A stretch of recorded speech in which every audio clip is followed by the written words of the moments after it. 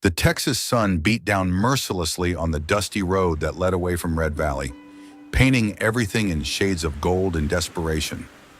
The year was 1873, and the frontier was still wild enough to swallow whole families without leaving so much as a gravestone to mark their passing. On this particular morning, as the heat rose in shimmering waves from the cracked earth, a rickety wagon creaked its way down that same road, loaded not with hope or household goods, but with the bitter weight of abandonment. Inside the wagon sat two figures who had long ago traded their humanity for the bottom of a whiskey bottle.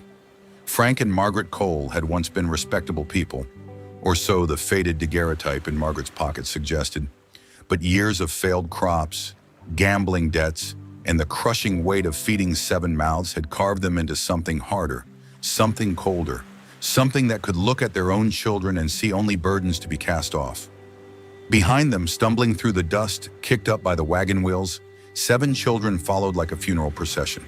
The oldest, Eliza, barely 19 but already carrying the weight of motherhood in her thin shoulders, kept her arms wrapped protectively around the youngest ones. Her dark hair hung in tangles around a face that had learned too early that tears were a luxury she couldn't afford. Tommy, 15 and trying so hard to be the man his father never was, walked with clenched fists and a jaw set against the pain of understanding exactly what was happening. Mary, 13, clutched little Danny's hand while Beth and Lucy pressed close to Eliza's side, their wide eyes reflecting a confusion that would soon turn to devastating clarity. And then there was baby Rose, just 3 years old, riding on Eliza's hip, her tiny fingers tangled in her sister's worn shawl, blissfully unaware that this dusty road was leading to the end of everything she had ever known. The wagon creaked to a stop beside a weathered fence post that marked the edge of nowhere. Frank climbed down first, his boots hitting the dirt with the finality of a coffin lid closing. Margaret followed, her movements sharp and brittle, like a woman made of glass who had been shattered too many times to ever be whole again. "This is far enough," Frank announced, his voice carrying the hollow authority of a man who had convinced himself that cruelty was just another form of practicality. "You young'uns can make your own way from here." The silence that followed was deafening. Even the wind seemed to hold its breath, waiting to see how such words could exist in a world that still pretended to believe in love. Eliza stepped forward, baby Rose still clinging to her hip, her voice steady despite the tremor that ran through her hands. "Pa, you can't mean... Don't you pa me," Frank snarled, his face twisting with something that might have been guilt if he'd had enough soul left to feel it. "You're old enough to work, old enough to tend to the little ones. We gave you life, and that's more than we owed you." Margaret stood beside the wagon, her eyes fixed on some distant point beyond the horizon, as if by not looking at her children, she could pretend they had never existed at all. "Should have stopped it too," she muttered, more to herself than to anyone else. "Should have known better than to keep bringing mouths into a world that don't want to feed them."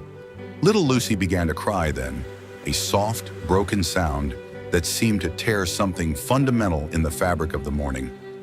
Danny pressed closer to Mary's side, while Beth reached for Eliza's free hand with desperate fingers. Tommy's voice cracked as he spoke, the boy in him finally breaking through the man he'd been trying so hard to become. "Ma, please, we'll work harder. We won't eat so much. We promise we'll..." "Promises don't fill bellies or pay debts," Frank cut him off, already turning back toward the wagon. "You're smart kids. You'll figure something out."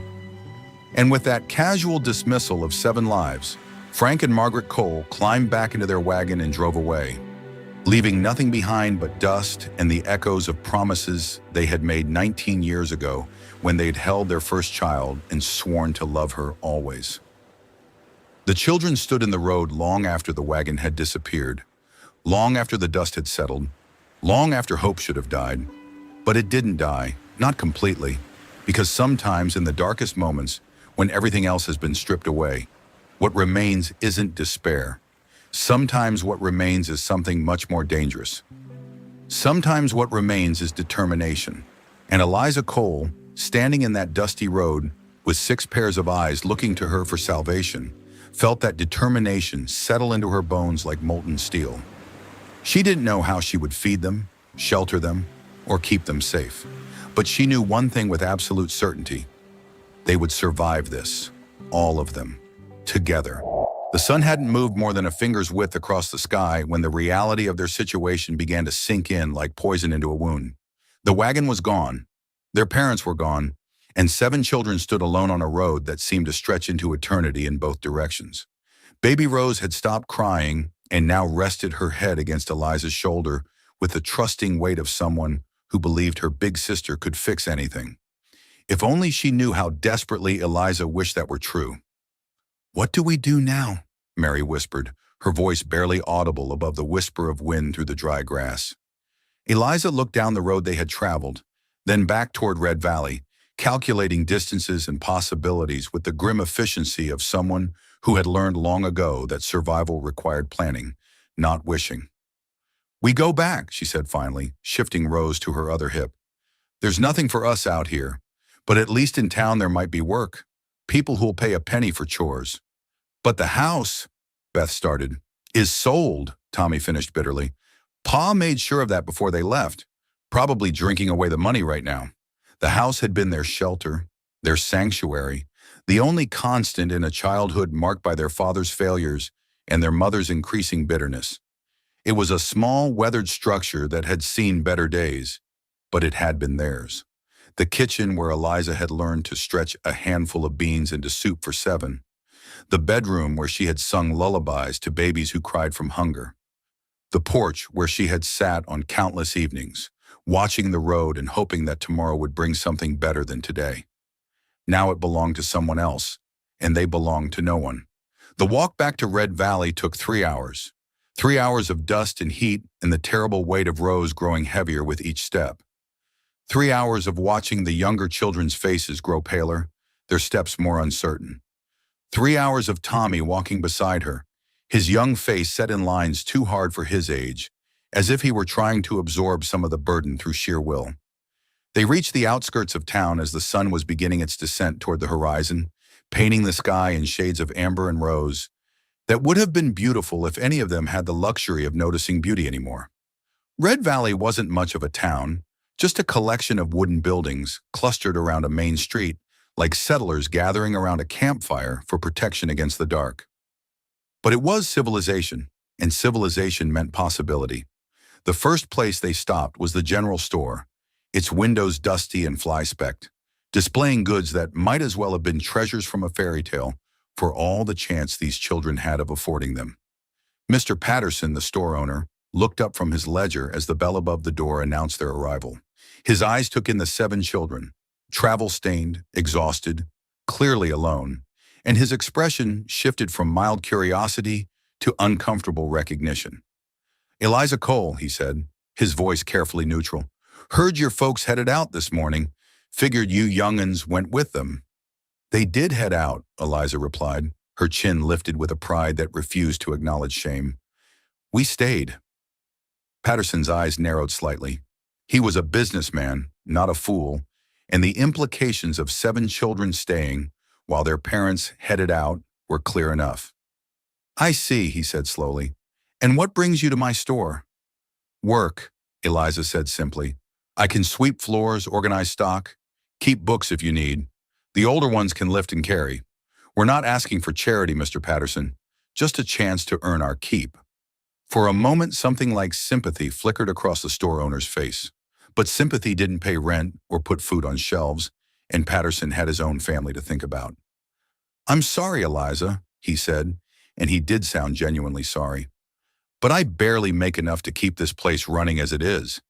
I can't afford to take on help, especially not—" He gestured vaguely at the crowd of children filling his small store. "Especially not 7 of us," Eliza finished for him, her voice steady despite the disappointment that settled like a stone in her chest. They tried the saloon next, where the owner laughed at the very suggestion of hiring children. Then the blacksmith, who looked at Tommy with something like interest before shaking his head and muttering about liability. The bakery, the livery stable, even the church, each door that closed felt like another nail in a coffin they couldn't afford to build. As the sun set and the shadows grew long, the 7 cold children found themselves standing in the town square, surrounded by the warm glow of lamplight spilling from windows that might as well have belonged to another world. "I'm hungry," Lucy whispered.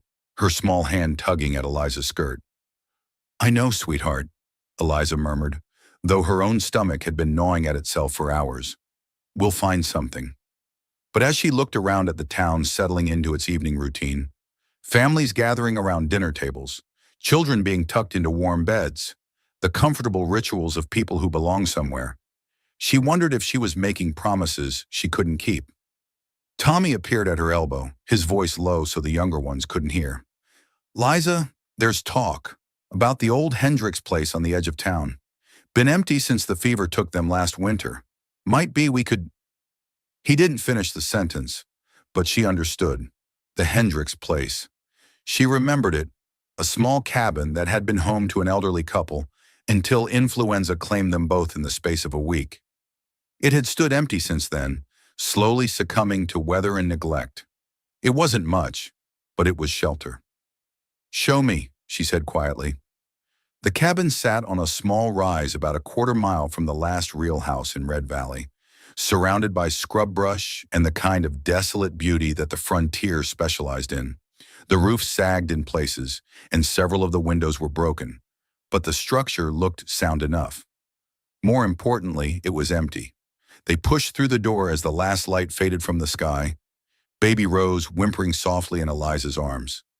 The interior was thick with dust and the smell of abandonment, but it was dry and it was theirs, at least for tonight. "Tommy, see if you can find some wood for a fire," Eliza said, her voice taking on the tone of authority that had become second nature over the years of caring for her siblings. "Mary, help me clear a space where we can sleep. Beth, Lucy, look around and see if there's anything useful left behind." As her siblings scattered to their tasks, Eliza stood in the center of the small room, Rose heavy in her arms, and tried to push down the fear that threatened to overwhelm her. She was 19 years old, alone, responsible for 6 lives, and she had exactly nothing to her name except the clothes on their backs and a determination that felt fragile as spun glass. Outside, the wind picked up, whistling through the gaps in the walls and reminding her that winter would come, sooner or later. Winter always came, but tonight they had shelter. Tonight they were together. Tonight they were alive. And sometimes on the frontier, that was enough to call it a victory. As Tommy coaxed a small fire to life in the old stone hearth, and the children gathered around its meager warmth, Eliza made a silent promise to the empty room and the vast Texas sky beyond its broken windows. They would survive this, all of them. She would make sure of it, even if she had to burn herself down to ash to keep them warm. The first week in the abandoned Hendricks cabin tested every ounce of strength Eliza had ever possessed and demanded reserves she didn't know existed. Each morning brought new challenges that seemed designed to break her spirit, and each evening found her wondering how many more days she could hold herself together before the weight of 7 lives finally crushed her completely. Food was the most immediate concern. The small amount of bread and jerky they had managed to gather from the cabin's meager supplies lasted exactly 2 days. After that, Eliza found herself doing things she had never imagined, digging through the refuse behind the general store for scraps that might still be edible, teaching Lucy and Danny to identify which berries growing wild on the outskirts of town were safe to eat, and swallowing her pride to knock on back doors and beg for work that paid in meals rather than money. Mrs. Henderson, who ran the boarding house, took pity on them twice and allowed Eliza to wash dishes in exchange for leftover stew. The saloon owner, despite his earlier refusal to hire them, occasionally let Tommy sweep out the place in the early morning hours for a few coins and whatever food hadn't been consumed the night before. But it wasn't nearly enough.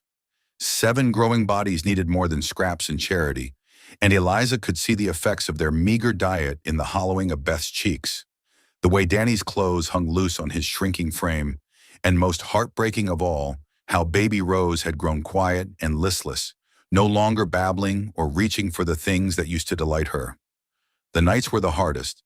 They had found a few old blankets in the cabin, moldy and thin, but better than nothing.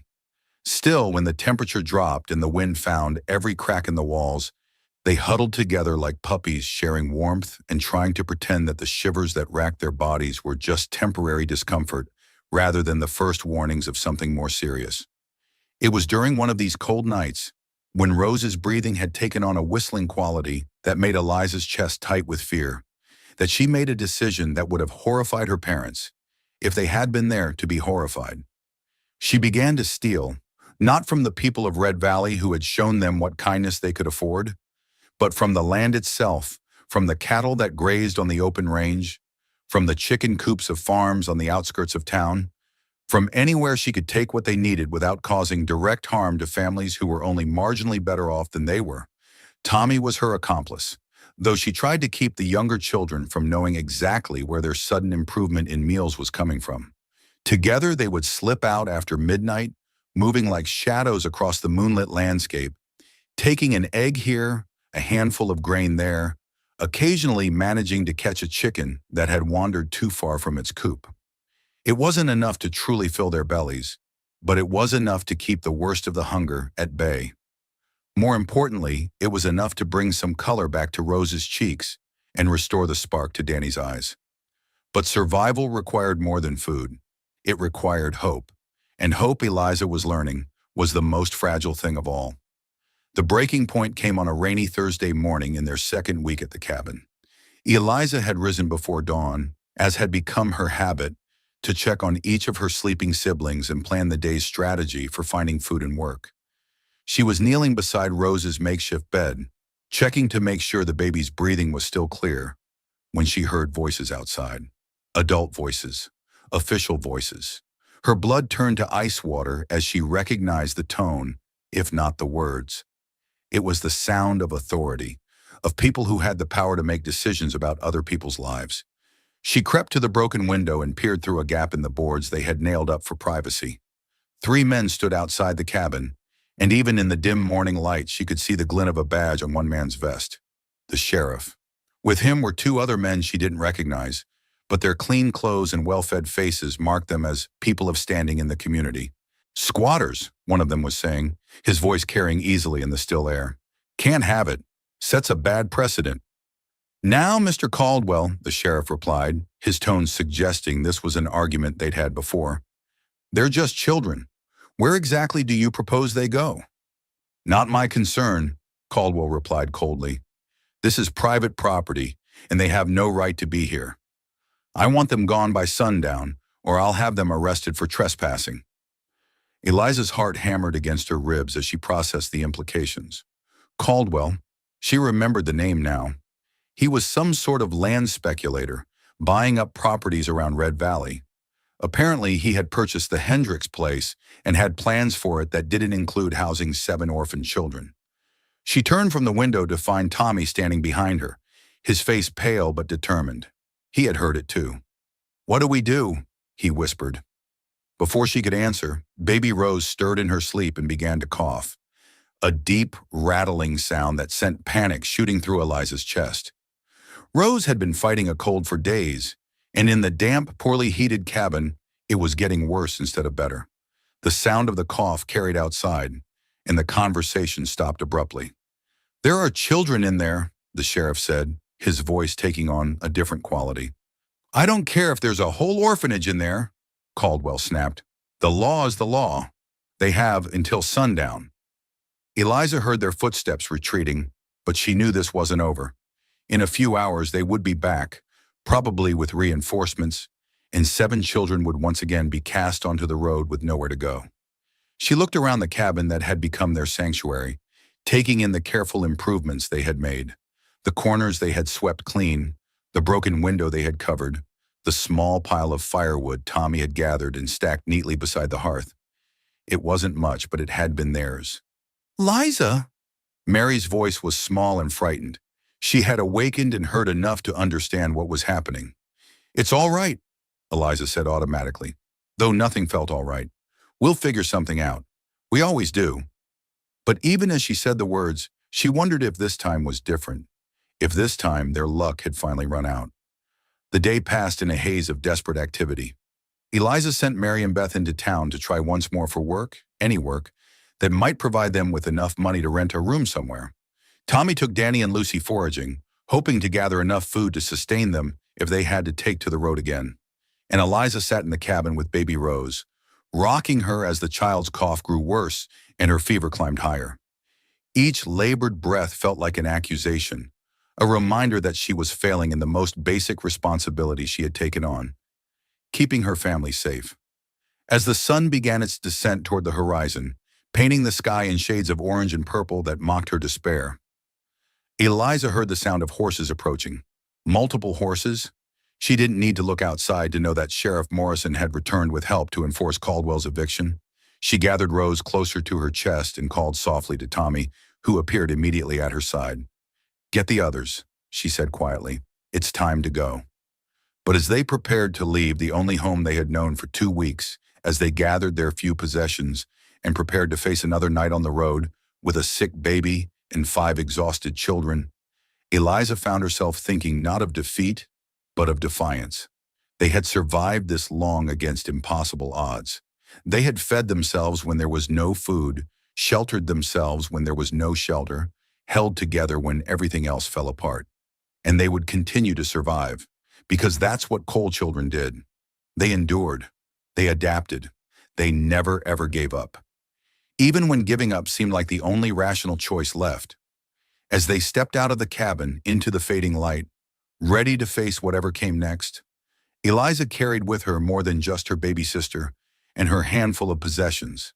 She carried the unshakable conviction that somewhere out there, somehow, there was a place for them, a place where 7 children without a name could finally, truly belong.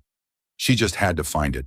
Samuel Hayes had been riding the perimeter of his ranch for the better part of the morning, checking fence lines and counting cattle with the methodical precision of a man who had learned that attention to detail was the difference between prosperity and poverty on the frontier. At 34, he was old enough to know that the land gave nothing freely, and young enough to still believe that hard work could make up for most of what luck failed to provide.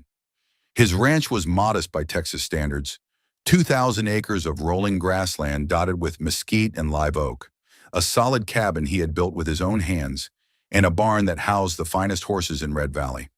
It wasn't the empire his father had dreamed of when he first staked his claim, but it was honest work that provided honest living, and that was enough for Sam. Or it had been enough until this morning, when the wind carried something unexpected across his land. The sound of children's voices, high and sweet and completely out of place in the vast emptiness of the Texas range. Sam reined in his horse, a sturdy bay gelding named Justice, and cocked his head to listen. There it was again, definitely children, and they seemed to be coming from the direction of Willow Creek, where it curved around the rocky outcropping that marked the northern boundary of his property. Curiosity overcoming caution, Sam nudged Justice toward the sound, riding carefully through the mesquite scrub that grew thick near the water. What he found when he crested the small rise above the creek stopped him cold. 7 children sat beside the water in various states of exhaustion and distress. The oldest, a young woman really, knelt at the creek's edge, using her cupped hands to give water to a baby who coughed with each swallow. The others sat or lay nearby, their clothes dusty and worn, their faces bearing the hollow look of people who had been traveling hard and eating little. Sam had seen enough hardship in his 34 years to recognize it when it was sitting right in front of him. These children were in trouble, serious trouble, and they were on his land, which made them his responsibility whether he wanted that burden or not. He dismounted slowly, not wanting to startle them, and approached with his hands visible and empty. The oldest girl, she couldn't be more than 19, looked up at his approach, and Sam felt something shift in his chest at the sight of her eyes. They were dark brown, wide with exhaustion and weariness, but there was something else there too. Something fierce and unbroken that spoke of strength he couldn't quite comprehend. "Morning," he said quietly, touching the brim of his hat in a gesture of respect. "Name's Samuel Hayes. This is my land you're resting on." The girl's chin came up a fraction, and Sam recognized the gesture of someone preparing to fight, even when they had no strength left for fighting. "We're not stealing anything," she said, her voice hoarse but steady. "Just needed water for the baby. We'll move on directly."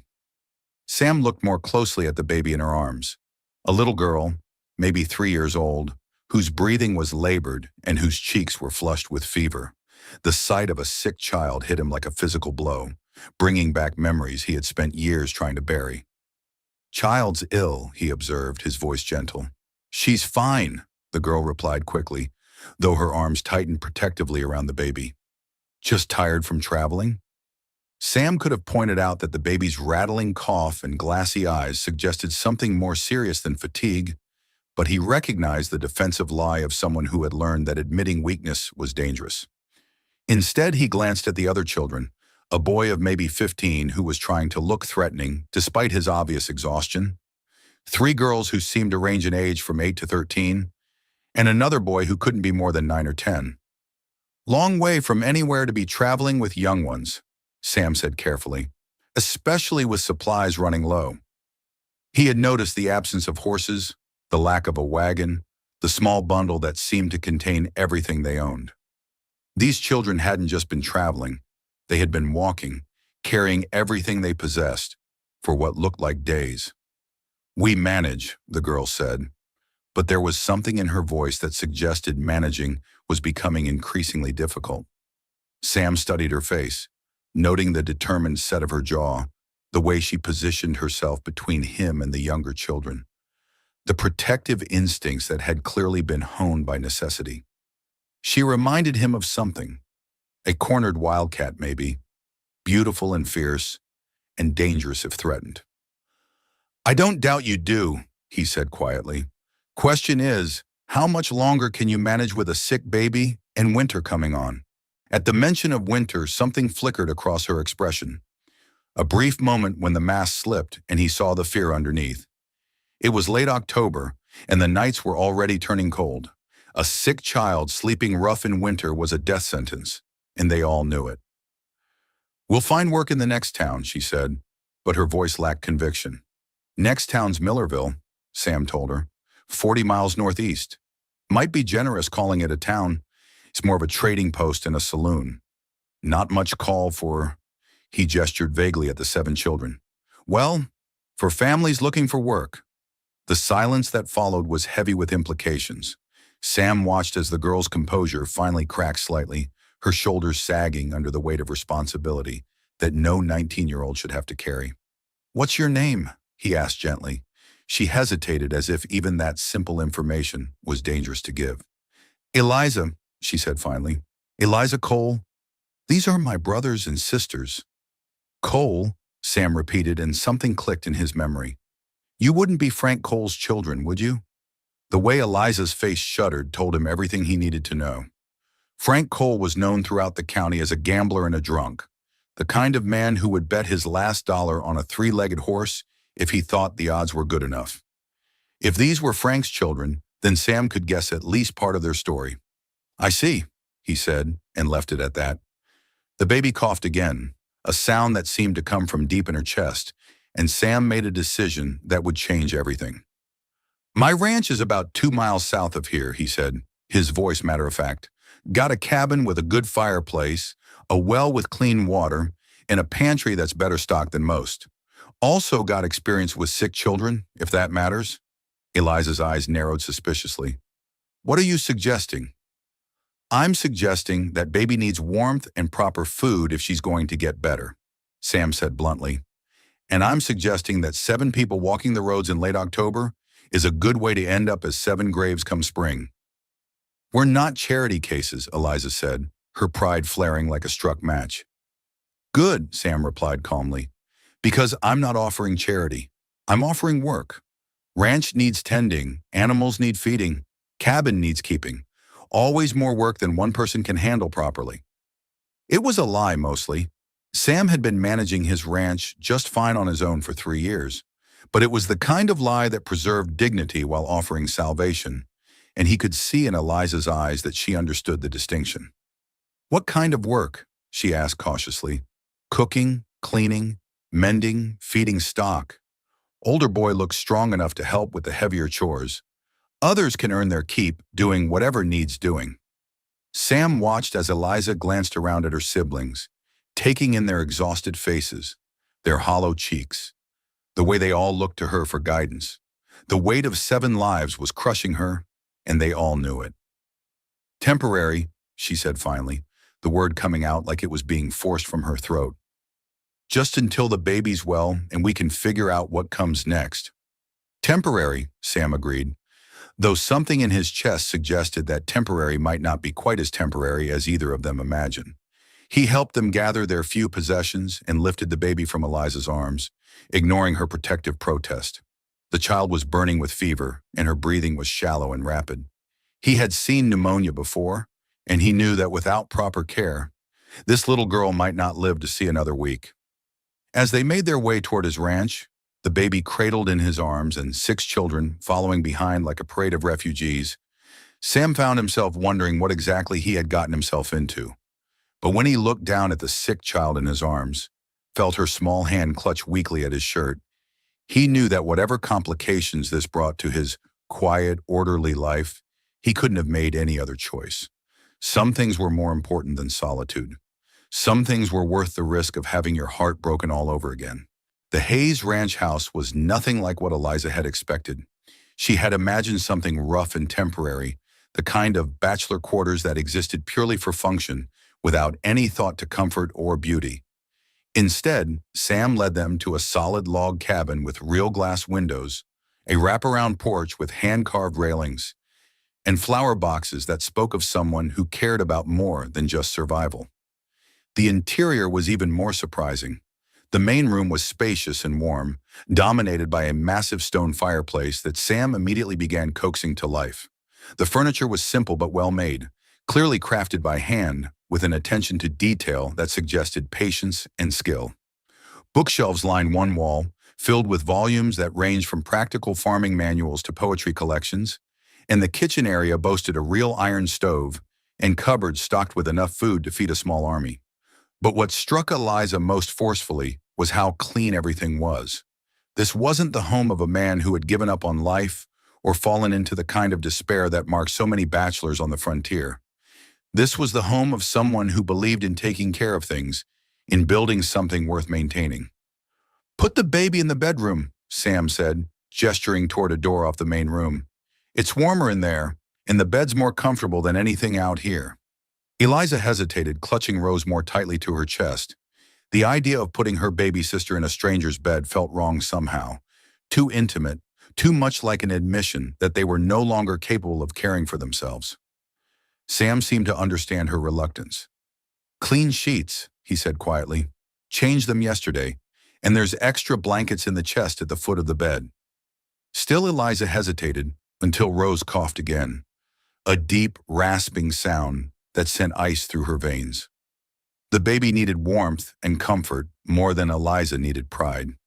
The bedroom was simple but welcoming, with a large bed covered in quilts that looked hand-stitched and a window that faced east to catch the morning sun.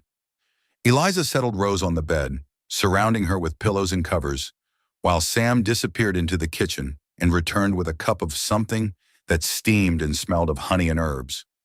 "Willow bark tea," he explained, sitting carefully on the edge of the bed. "Good for fever and chest complaints. My mother's recipe." He held the cup to Rose's lips, coaxing her to drink with a patience and gentleness that surprised Eliza. Most men she knew were awkward around children, treating them like small, unpredictable animals that might bite or break without warning. But Sam moved with the confidence of someone who had experience with sick children, his large hands steady and sure as he helped Rose sip the tea. "You have children of your own?" Eliza asked, though she had noticed no signs of a family in the house. Something flickered across Sam's face. Pain, maybe, or memory. "Had a sister," he said quietly. "Younger than this one. Lost her to pneumonia when she was 4.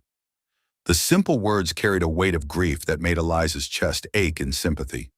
She looked at this man who was caring for her sister with such tenderness and began to understand that his offer of help might be motivated by more than simple kindness.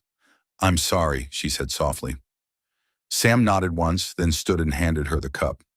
"Keep getting this into her, little bits at a time, and don't let her get too warm. Fever needs to break naturally, but she needs to stay comfortable." Over the next few days, a routine slowly developed that surprised Eliza with its ease and naturalness. Sam rose before dawn each morning to tend to his animals and check his property, leaving the house quiet and peaceful for the children to wake slowly. By the time he returned for breakfast, Eliza had usually managed to coax a simple meal from his well-stocked kitchen: eggs from his chickens, bacon from his smokehouse, bread baked from flour that seemed abundant enough that she didn't have to measure every grain. The younger children adapted to their new surroundings with the resilience that had always amazed Eliza. Danny and Lucy explored the barn and the surrounding pastures with the wonder of children who had never been allowed to run freely without fear of disturbing the neighbors. Mary and Beth took over the task of feeding the chickens and gathering eggs, a chore they approached with the seriousness of a sacred duty. Even Tommy, who had initially been suspicious of Sam's motives, began to relax as he was invited to help with the heavier ranch work. But it was Rose's gradual recovery that truly won Eliza's trust. Under Sam's patient care, and with access to proper food and warmth, the baby's cough began to ease. Her fever broke, and the frightening wheezing that had kept Eliza awake at night gradually disappeared. Within a week, Rose was sitting up and babbling again, reaching for shiny objects with the natural curiosity of a healthy child.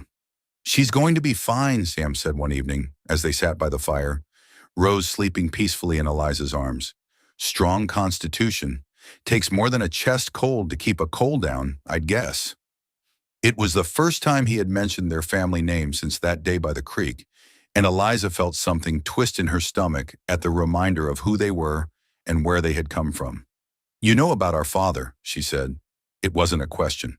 Sam poked at the fire with an iron rod, sending sparks dancing up the chimney. "Know of him. Frank Cole's got a reputation that reaches most places whiskey is sold. And our mother? Don't know much about her beyond what folks say about her leaving with Frank." Sam glanced at her. "Don't much care either. What matters is who you are, not who birthed you." The simple acceptance in his voice nearly undid her. Eliza had spent so many years apologizing for her parents' failures, making excuses for their absence, carrying shame that belonged to other people. To have someone dismiss all of that as irrelevant felt like being offered absolution she hadn't known she needed. "Why are you helping us?" she asked suddenly, the question that had been burning in her chest for days, finally forcing its way out. Sam was quiet for so long that she thought he might not answer. When he finally spoke, his voice was low and thoughtful. "Maybe because I know what it's like to lose family," he said. "Maybe because this house is too quiet with just me in it. Maybe because I think those young ones deserve a chance to grow up somewhere safe." He looked at her directly then, his eyes serious. "Maybe because watching you fight for them reminds me that there's still good things worth fighting for in this world." The intensity of his gaze made her uncomfortable in a way that had nothing to do with fear and everything to do with the strange fluttering in her chest that she had been trying to ignore for days. Sam Hayes was a good man. She could see that clearly now. But more than that, he was a man who looked at her like she was worth something, like her struggles mattered, like she was more than just a burden to be endured. It was a dangerous way to feel about someone who was only offering temporary shelter. "This can't last forever," she said, as much to remind herself as to remind him. "We can't just live off your charity indefinitely." "Not charity," Sam corrected firmly. "You've been earning your keep since the day you got here. House has never been cleaner, meals have never been better, and Tommy's been more help than I expected. You're not taking from me, Eliza. You're adding to what's here." But even as his words warmed something deep in her chest, Eliza knew that the practical realities couldn't be ignored forever. 7 people couldn't simply disappear into one man's ranch without someone eventually noticing. Questions would be asked, authorities might become involved, and then what would happen to the children who had finally found safety? As if summoned by her worries, those practical realities arrived 3 days later in the form of Sheriff Morrison and 2 men Eliza didn't recognize. She saw them riding up the lane toward the house while she was hanging laundry, and her blood immediately turned to ice water. "Sam!" she called, her voice sharp with panic. He emerged from the barn where he had been working with Tommy, took one look at the approaching riders, and his face went carefully neutral. "Take the children inside," he said quietly. "All of them. Stay there until I come get you." "Sam, go, Eliza. Trust me." She gathered the children quickly, herding them into the house like a mother hen protecting her chicks. From the kitchen window, she watched as Sam walked out to meet the riders, his movements casual and unhurried, despite the tension she could see in the set of his shoulders. The conversation was too quiet for her to hear, but she could read the body language clearly enough. The sheriff was asking questions, gesturing toward the house. One of the other men was clearly agitated, pointing and making sharp gestures that spoke of anger and authority. Sam stood calmly in the center of it all, his hands relaxed at his sides, answering questions with the patience of someone who had nothing to hide. After what felt like hours but was probably only minutes, the three men mounted their horses and rode away. Sam stood watching them until they disappeared down the lane, then turned and walked back toward the house. "What did they want?" Eliza asked the moment he walked through the door. "Caldwell's been asking questions about squatters on his property," Sam said, his voice matter-of-fact. "Sheriff mentioned he'd heard rumors about children being seen around my place." Eliza's heart hammered against her ribs. "What did you tell them?" "Told them I hired some help for the winter. Told them it was nobody's business but mine, who I choose to employ." Sam's eyes met hers. "Told them anyone who had a problem with that could take it up with me directly." The quiet strength in his voice, the way he had stood between them and potential danger without hesitation, made something shift permanently in Eliza's chest. This wasn't just temporary kindness anymore. This was protection. This was someone willing to stand up to authority on their behalf, someone willing to risk his own reputation and standing in the community for 7 children who weren't even his responsibility. This was what family was supposed to feel like. "Thank you," she whispered, the words completely inadequate for what she was feeling. Sam nodded once, then surprised her by reaching out to touch her cheek gently, his calloused thumb brushing away a tear she hadn't realized had fallen. "Nobody's taking you anywhere you don't want to go," he said quietly. "Not while I have breath in my body." And in that moment, standing in the warm kitchen of a man who had chosen to make them his family without asking for anything in return, Eliza finally understood what it meant to be home. The transformation happened so gradually that Eliza almost missed it. The way the children stopped referring to the ranch as Mr. Hayes's place and started calling it home. The way Tommy began anticipating Sam's needs without being asked, appearing with tools or offering help before Sam even realized he needed it. The way the younger children stopped flinching when Sam's voice rose to call across the yard, having learned that his shouts were directions, not anger. Most telling of all was the way Baby Rose had begun reaching for Sam whenever he entered a room, her small arms extending toward him with the absolute trust that only children possess. Sam, for his part, had taken to carrying her around the ranch while he did his morning chores, pointing out animals and explaining what he was doing in the patient tone of someone who genuinely believed that a 3-year-old's questions mattered. "See those horses, Rosie?" he would say, lifting her so she could peer over the fence rail. "That big brown one is Justice. He's been my partner for going on 6 years now. And the pretty mare there, that's Bella. She's going to have a baby horse come spring." Rose would clap her hands and babble responses in the serious tone of someone participating in very important conversation, and Sam would nod gravely as if her words made perfect sense. Watching these interactions made Eliza's chest tight with emotions she couldn't quite name. Gratitude certainly for the way Sam had embraced not just her, but all of her siblings. But there was something else there too, something that felt dangerously close to love, though she was afraid to examine that feeling too closely.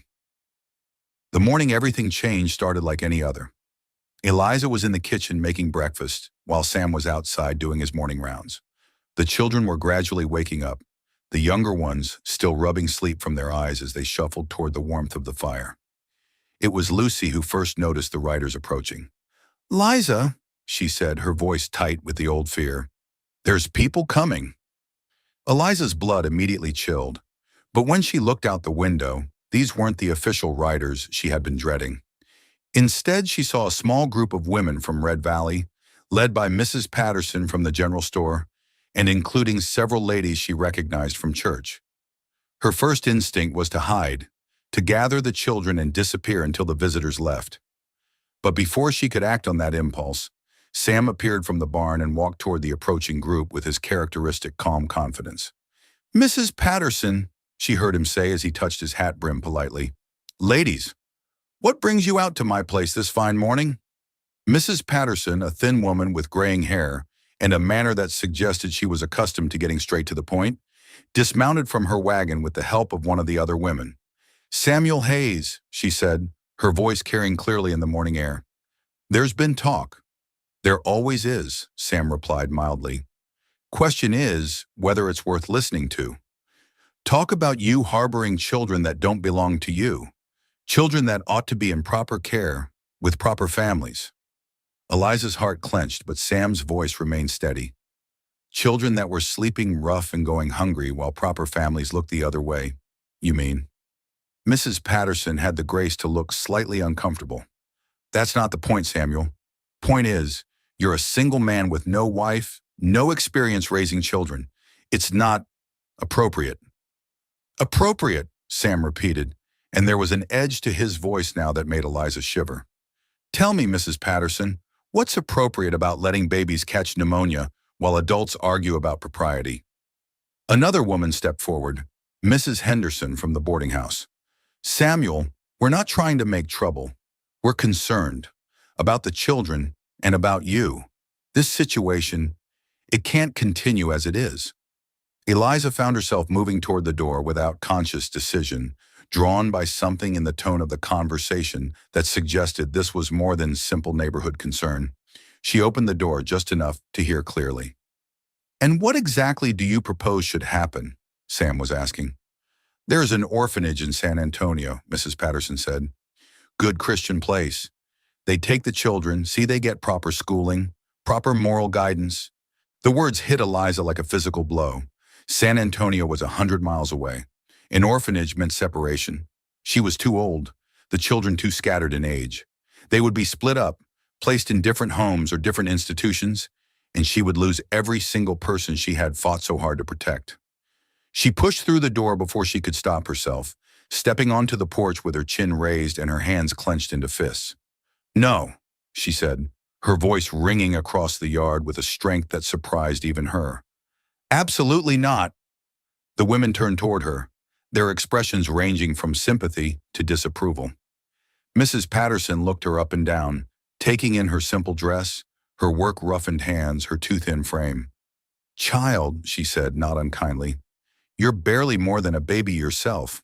You can't possibly— I'm 19 years old, Eliza interrupted, her voice steady despite the fury building in her chest.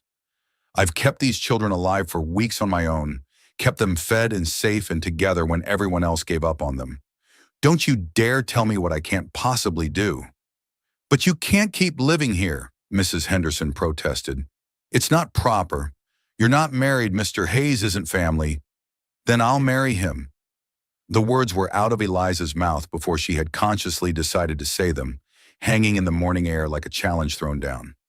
She heard Sam's sharp intake of breath, saw the shocked expressions on the women's faces, felt her own heart hammering against her ribs, but she didn't take the words back.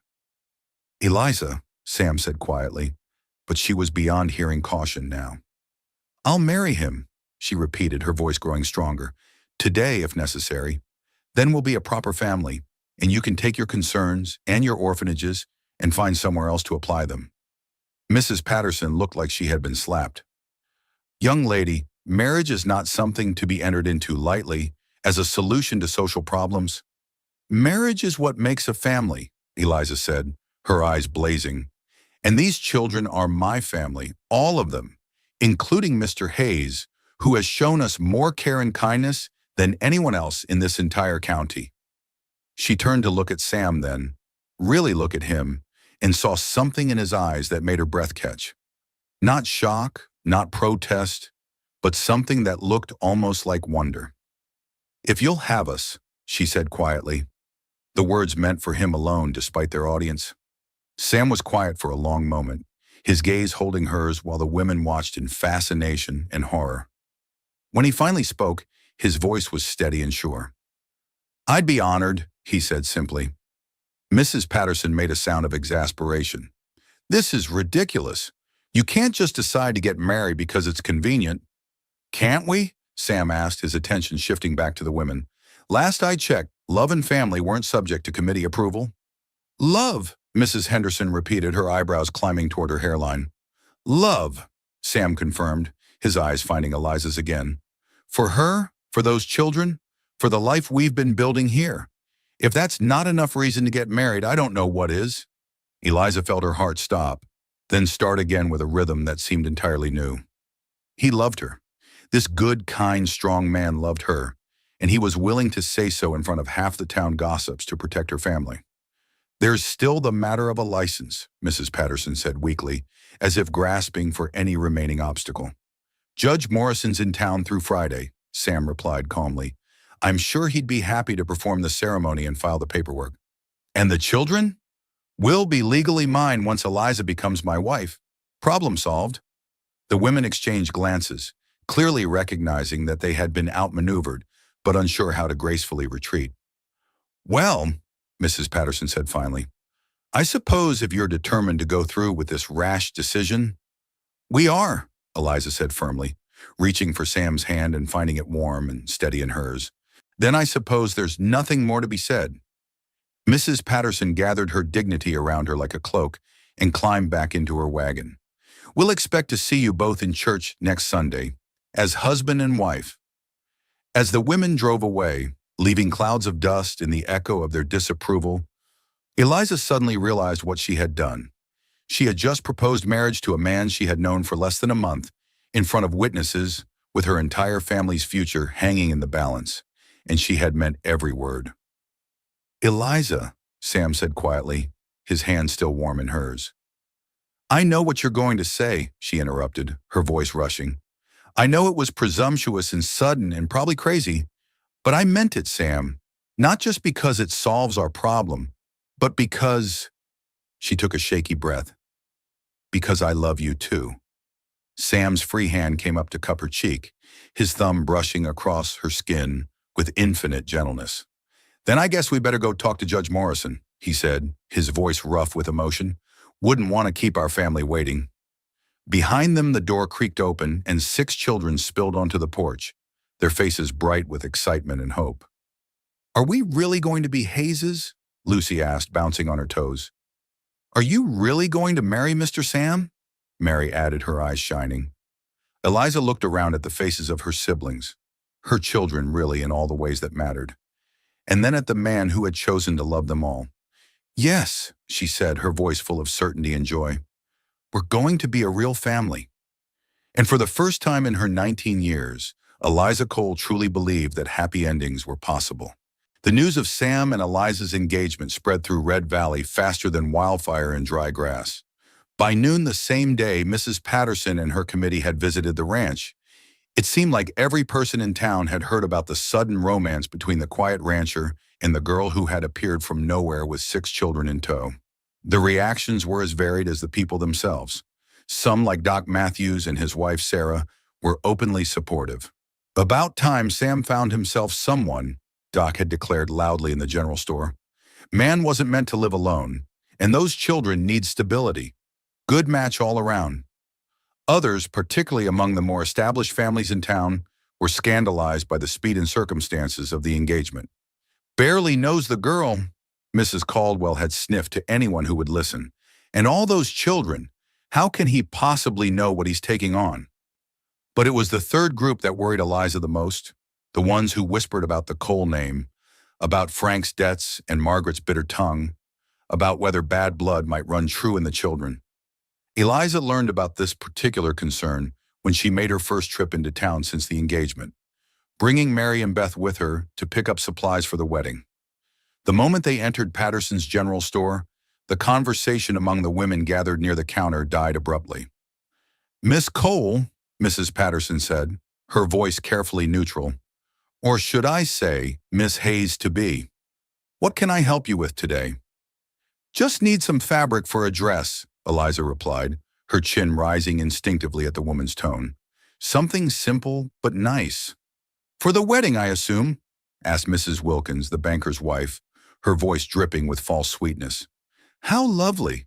Though I must say, it's all happening rather quickly, isn't it? Love doesn't keep a schedule, Eliza replied evenly, though her hands clenched slightly at her sides. Love, Mrs. Wilkins repeated, as if the word left a bad taste in her mouth. Yes, well, I suppose that's one way to put it. The implication hung in the air like smoke from a bad fire. Eliza felt Mary press closer to her side, and Beth's small hand slipped into hers. Even the children could sense the hostility in the room. Is there something you'd like to say directly, Mrs. Wilkins? Eliza asked, her voice steady despite the anger building in her chest. Mrs. Wilkins smiled, the expression sharp as a blade. Oh, nothing direct, dear. It's just that some of us remember your father quite well. His, habits, his debts, the way he left town owing money to half the businesses here. I am not my father, Eliza said quietly. Of course not, Mrs. Wilkins agreed, though her tone suggested otherwise. Still, one does wonder about influence, about what children learn from the examples they're given. The accusation hit Eliza like a slap. These women were questioning not just her worthiness to marry Sam, but her fitness to raise her siblings.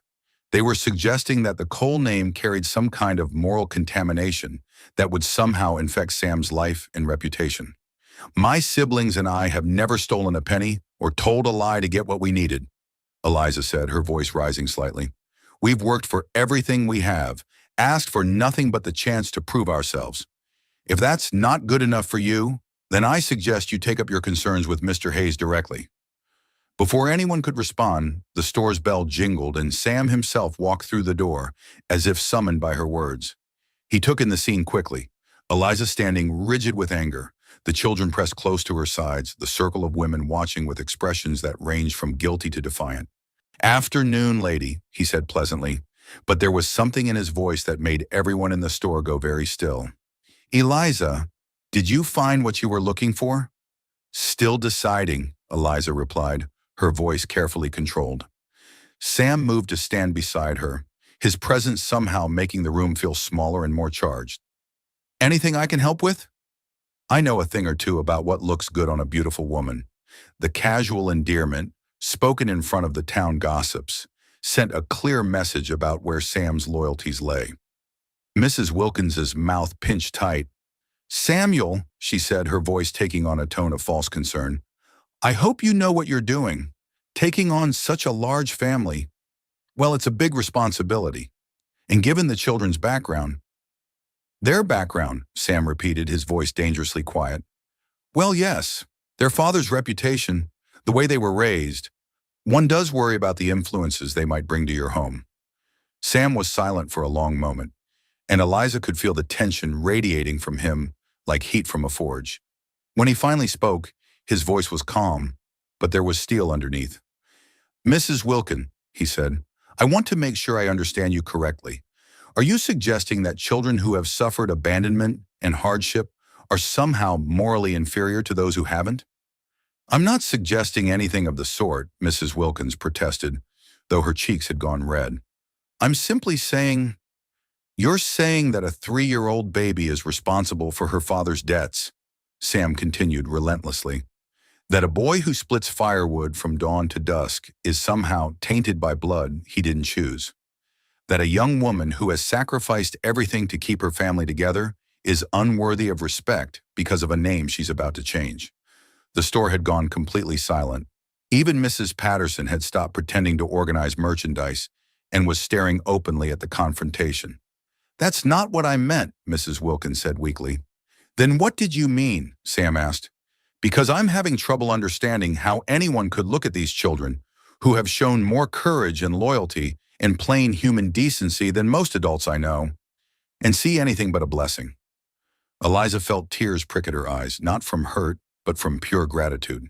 Sam wasn't just defending her, he was defending all of them, with a fierce protectiveness that left no room for doubt about where he stood. The Cole name ends with this generation, Sam continued, his voice carrying to every corner of the store. Come Saturday, they'll be Hayes's, my family, under my protection, and anyone who has a problem with that is welcome to discuss it with me personally. With that, he turned to Eliza and offered her his arm. Shall we go look at fabric? I think blue would suit you beautifully. They left the store in ringing silence, the children trailing behind them like ducklings following their parents. It wasn't until they were safely outside that Eliza realized she was shaking. You didn't have to do that, she said quietly. Yes, I did, Sam replied firmly. Nobody talks about my family that way. Not now, not ever. My family. The words sent warmth flooding through her chest, washing away the lingering sting of Mrs. Wilkins's accusations. But even as they walked toward the wagon, Eliza couldn't shake the feeling that this was just the beginning. Changing their name wouldn't change some people's minds about who they were or where they came from. There would be other confrontations, other challenges to face. The difference was now they wouldn't face them alone. That evening, as they sat around the dinner table, all 8 of them, because Sam had insisted that was how families ate their meals, Tommy brought up what they had all been thinking. "People in town don't like us much," he said bluntly, cutting straight to the heart of the matter in the way that teenagers did. "Some people," Sam corrected. "Others are fine with you. Doc Matthews asked me today if I thought you might be interested in helping him with his horses after school. Says you've got a good way with animals." Tommy's eyes lit up at that, but his expression remained troubled. "What about the ones who aren't fine with us? What happens when they decide they don't want the Cole children in their town?" It was Mary who answered, her young voice carrying a wisdom that shouldn't have belonged to a 13-year-old. "Then we show them we're not the Cole children anymore," she said simply. "We're the Hayes children, and Hayes children don't run from anything." Sam smiled at that, the expression transforming his usually serious face. "That's right. And Hayes children stick together, no matter what anyone else thinks." "Hayes children," Lucy repeated, testing the words like she was tasting something sweet. "I like how that sounds." "So do I," Eliza said softly, reaching for Sam's hand across the table. "So do I." But as the evening wore on and the children gradually headed to bed, Eliza found herself standing at the kitchen window, looking out at the lights of Red Valley in the distance. Somewhere out there, people were talking about them, making judgments, deciding whether 7 abandoned children and the man who had chosen to love them deserved to be accepted into the community. She felt Sam's arms slide around her from behind, his chin resting on the top of her head. "Worried?" he asked quietly. "Some," she admitted. "People have long memories for grudges, and the Cole name will be history in 3 days," Sam finished firmly. "What matters isn't what people remember about Frank and Margaret. What matters is what they learn about us." Eliza leaned back against his solid warmth, drawing strength from his certainty. "And what will they learn? That the Hayes family takes care of each other, that we work hard, keep our word, and don't back down from what's right." He pressed a kiss to the top of her head. "And that love is stronger than gossip, always." In the distance, a coyote howled its loneliness to the moon, but inside the warm kitchen, surrounded by the evidence of family, children's laughter echoing from the bedrooms, the smell of home-baked bread, the strong arms of a good man, Eliza finally understood what it meant to belong somewhere. No matter what the town thought, no matter what challenges lay ahead, they had this. They had each other. And sometimes that was enough to change the world. The night before their wedding, Eliza found herself unable to sleep. She stood at the bedroom window, the room that would officially become theirs tomorrow, watching the stars wheel overhead and trying to calm the nervous flutter in her chest. In less than 12 hours, she would be Mrs. Samuel Hayes, and 7 orphan children would officially become a family. It should have been the happiest night of her life. Instead, she felt like she was standing at the edge of a cliff, about to jump into something vast and unknown. A soft knock at the door interrupted her thoughts. "Eliza, you awake?" Sam's voice, quiet and careful in deference to the sleeping children.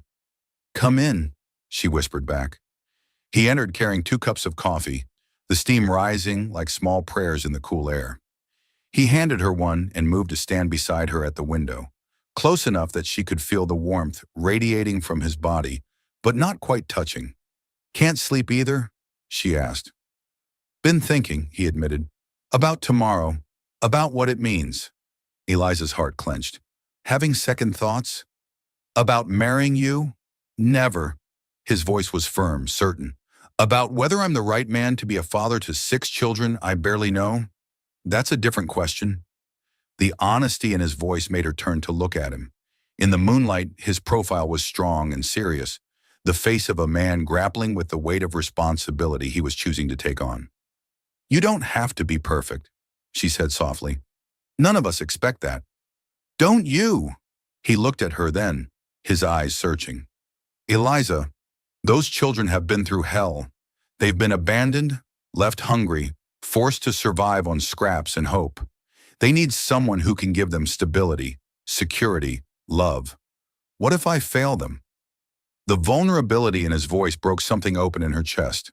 This strong, capable man who had faced down hostile townspeople and taken on 7 strangers without hesitation was afraid. Afraid of not being enough, of letting down people who had already been let down too many times. Sam, she said, setting down her coffee and turning to face him fully, do you want to know what those children see when they look at you? He waited, his eyes intent on her face. They see the man who gave Rose medicine when she was sick and didn't ask for anything in return. They see the man who taught Danny how to whistle and showed Beth how to braid a rope. They see the man who stood up to half the town to defend our right to be here. She reached for his hands, found them warm and slightly rough from work. They see the man who looked at 7 strangers and saw family. But what if that's not enough? What if I make mistakes, say the wrong thing, can't give them what they need? Then you'll figure it out, same as I did, Eliza replied. You think I knew what I was doing when our parents left? You think I had some grand plan for keeping 6 children alive and together? I was terrified every single day. I made mistakes constantly. But I loved them, and I never gave up, and somehow that was enough. Sam was quiet for a moment, his thumbs tracing patterns on her knuckles. Is that what you think love is? Not giving up? Part of it, Eliza said. Love is showing up day after day, even when it's hard. It's putting someone else's needs before your own, not because you have to, but because you want to. It's seeing the best in people even when they can't see it in themselves. Like you did with me, Sam said quietly. What do you mean? You saw something in me worth loving, worth building a life with. I'm not sure I see it myself most days. Eliza felt her heart squeeze tight at his words. Sam Hayes, you are the best man I have ever known. You're kind and strong and generous, and I'm just a rancher, Eliza. I milk cows and mend fences and read books by myself most evenings. I'm not exciting or worldly or... She silenced him the only way she could think of, rising on her toes to press her lips to his. The kiss was gentle at first, tentative, but when his arms came around her and pulled her closer, it deepened into something that spoke of promises and possibilities and a future they would build together. When they finally broke apart, both breathing hard, Sam rested his forehead against hers. I love you, he said, the words rough with emotion. I love your strength and your fierce protectiveness and the way you make this house feel like home. I love how you sing while you cook and how you braid Rose's hair every morning. I love that you stood up to those women in town and told them exactly what you thought. I love you too, Eliza whispered back. I love your patience and your gentleness and the way you never make me feel like a burden. I love how you listen to Tommy like his opinions matter and how you carry Rose around like she's made of spun glass. I love that you chose us when you could have chosen solitude. They stood there in the moonlight, holding each other in the quiet certainty of what they had found together. Tomorrow would bring challenges, it always did. But tonight there was just this, 2 people who had found in each other exactly what they needed to face whatever came next. Are you nervous? Sam asked eventually. About tomorrow? About the ceremony? No. Eliza pulled back to look at him. About starting a life with you? A little, but it's a good kind of nervous, like standing at the edge of something wonderful. The children are excited, Sam said, smiling slightly. Rose keeps asking if she gets to throw flowers. Lucy wants to know if she can wear her best dress. Tommy's been practicing what he's going to say when Judge Morrison asks if anyone objects. What's he going to say? That anyone who objects to this marriage will have to go through him first. Sam's smile widened. Kid's got a protective streak a mile wide when it comes to his family. His family, Eliza repeated, warmth flooding her chest at the words. I still can't quite believe it's real sometimes, that we're really going to be a family. We already are a family, Sam said firmly. Tomorrow just makes it official. A door creaked down the hall, followed by the soft pad of bare feet. A moment later, Rose appeared in the doorway, rubbing her eyes and clutching her ragged doll. Liza, why aren't you sleeping? Just talking with Mr. Sam, sweetheart, Eliza said, moving to scoop up her baby sister. What are you doing awake? Had a dream, Rose said, nestling against Eliza's shoulder. About the pretty dress and flowers. The wedding dress? Sam asked gently, reaching out to smooth Rose's tangled hair. Rose nodded solemnly. Liza looked like a princess, and we all had new names. Hayes, Eliza said softly. Rose Hayes. How does that sound? Good, Rose said with the certainty that only small children possessed. It sounds like belonging. Sam and Eliza exchanged a look over Rose's head, both thinking the same thing. Sometimes children understood things better than adults ever could. Come on, little one, Sam said, extending his arms. Let's get you back to bed. Big day tomorrow. As he carried Rose back to her room, Eliza heard him humming softly, a lullaby his own mother had probably sung to him years ago. The sound filled something empty in her chest, the realization that her children would grow up with gentle songs and patient bedtime stories, with a father who understood that love was made of small, everyday moments. When Sam returned, they stood together in comfortable silence, watching the sky begin to lighten at the edges with the promise of dawn. I should let you get some rest, Sam said finally. Big day ahead. Sam? Eliza caught his hand as he turned to go. Thank you for all of this, for choosing us. He lifted their joined hands to his lips, pressing a gentle kiss to her knuckles.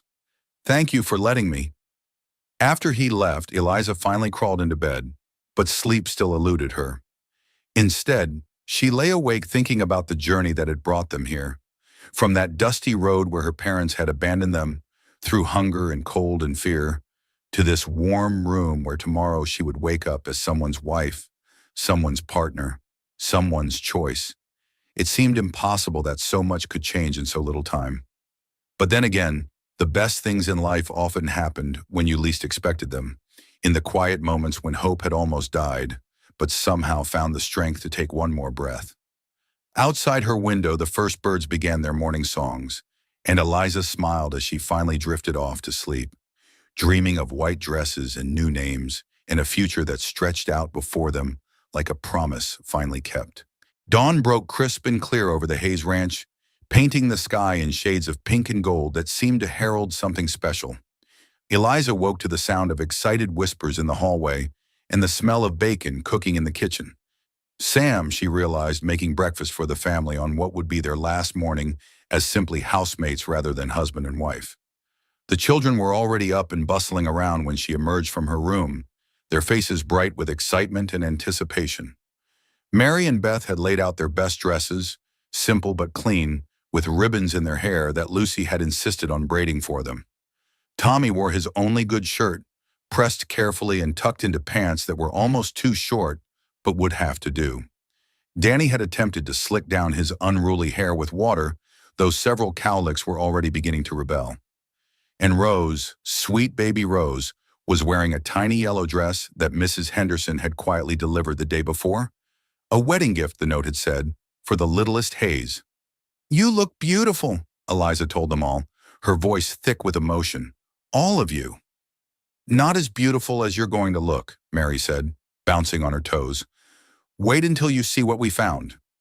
She and Beth led Eliza back to the bedroom, where hanging from the wardrobe door was a dress she had never seen before. It was simple but elegant, made of pale blue fabric with tiny pearl buttons down the front and delicate lace at the collar and cuffs. It was clearly new and clearly expensive, far beyond anything she could have afforded.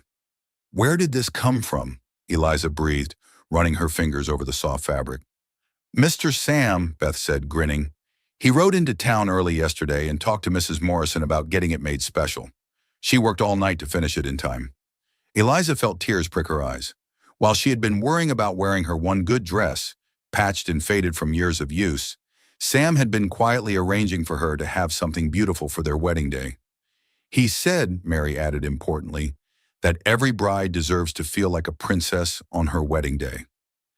An hour later, dressed in the beautiful blue gown, with her hair carefully pinned up and roses from Sam's garden tucked behind her ear, Eliza stood in front of the mirror and barely recognized herself. She looked happy, she realized. For the first time in years, she looked truly, completely happy. The ceremony itself was held in the main room of the cabin, with Judge Morrison officiating and what seemed like half the town in attendance. Doc Matthews and his wife had come, along with several of the families who had shown kindness to the children. Even Mrs. Patterson was there, though she sat in the back and maintained an expression of polite skepticism. Sam stood waiting for her near the fireplace, wearing a dark suit she had never seen before, and an expression of wonder that made her heart skip. When their eyes met across the room, he smiled, slow and warm and full of promise, and she knew with absolute certainty that this was right. All of it. The hasty engagement, the practical considerations, the 7 children who would officially become their family in the next few minutes. All of it was exactly as it should be. Judge Morrison kept the ceremony simple and brief, perhaps understanding that the real vows had already been exchanged in quiet moments and everyday choices over the past weeks. When Sam slipped a simple gold band onto her finger, another surprise, another thoughtful gesture that made her love him even more, and promised to cherish and protect her and their children for as long as he lived, Eliza felt something settle into place in her chest that she hadn't realized was missing. "You may kiss your bride," Judge Morrison announced, and Sam cupped her face in his hands and kissed her gently, sweetly, while their children cheered and the assembled guests applauded. Mrs. Samuel Hayes. The name sang in her head like a song she had been waiting her whole life to hear. The celebration that followed was simple but joyful. Mrs. Matthews had brought a cake, small but beautifully decorated with sugar flowers. Doc Matthews produced a fiddle from somewhere and played wedding music while the children danced and laughed. Even some of the more skeptical neighbors seemed to be won over by the obvious happiness of the new family. But the moment that would stay with Eliza forever came near the end of the evening, when little Rose tugged on Sam's coat sleeve and looked up at him with serious brown eyes. "Papa Sam," she said, trying out the name they had all agreed she could use, "are we really your family now? Forever and always?" Sam knelt down to her level, his face soft with love and certainty. "Forever and always, little one. You're stuck with me now." Rose threw her arms around his neck with a giggle, and Eliza felt her heart expand until she thought it might burst from pure happiness. As the last guest departed and the children were tucked into bed, all of them too excited to sleep but pretending for the sake of adult expectations, Sam and Eliza found themselves alone in their kitchen for the first time as husband and wife. "So," Sam said, hanging up his coat and rolling up his sleeves, "how does it feel to be Mrs. Hayes?" "Like coming home," Eliza replied without hesitation. "Like finding the place I was always meant to be." Sam smiled and pulled her into his arms, swaying gently, even though there was no music. "Think we can make this work? 7 children, 1 ranch, 2 people who are still figuring out how to be married?" "I think," Eliza said, standing on her toes to kiss him softly, "that we already are making it work. The rest is just details." Outside, the Texas wind whispered through the oak trees and carried the promise of seasons to come. Winters to weather together, springs to plant new hopes, summers to watch their children grow strong and happy under the vast sky. There would be challenges, certainly. There would be difficult days and moments of doubt and times when love alone wouldn't feel like enough. But tonight, in the warm circle of Sam's arms, with 6 sleeping children safe under their roof, and a future stretching out before them like an open road, Eliza Hayes knew that they had everything they needed to face whatever came next. They had each other. They had family. They had love that had been chosen rather than simply given, tested by hardship and proven true. And sometimes that was more than enough. Sometimes that was everything. And so, in a time when family was often determined by blood alone, 7 abandoned children and 1 lonely rancher discovered that the strongest families are built not on obligation, but on choice. Not on shared names, but on shared hearts. Not on what you're born with, but on what you're willing to fight for. Eliza Cole became Eliza Hayes not just in name, but in spirit, finding in Sam the partner she had never dared to dream of, and giving him in return a ready-made family that filled his quiet house with laughter and love. Tommy grew into a fine young man under Sam's guidance, eventually taking over much of the ranch work and proving that a boy's character isn't determined by his father's failures. Mary, Beth, Lucy, and Danny each found their own paths to happiness, secure in the knowledge that they belonged somewhere, that they were wanted and valued and loved. And little Rose, She grew up believing that Papa Sam had always been her father, that the Hayes Ranch had always been her home, that families were supposed to choose each other with open hearts and stubborn loyalty.